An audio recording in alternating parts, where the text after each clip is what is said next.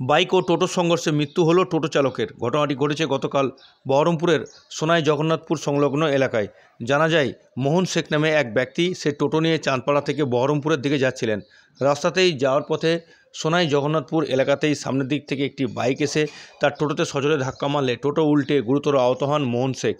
তারপরেই স্থানীয়রা তাকে সেখান থেকে উদ্ধার করে স্থানীয় এক হাসপাতালে চিকিৎসার পর বহরমপুরের মুর্শিদাবাদ মেডিকেল কলেজ হাসপাতালে চিকিৎসার জন্য নিয়ে আসলে সেখানে চিকিৎসারত অবস্থায় গতকালকেই তার মৃত্যু হয়। তার মৃতদেহ আজ সকাল 7টা নাগাদ ময়নাতদন্তের জন্য পাঠানো হয় বহরমপুর মর্গে।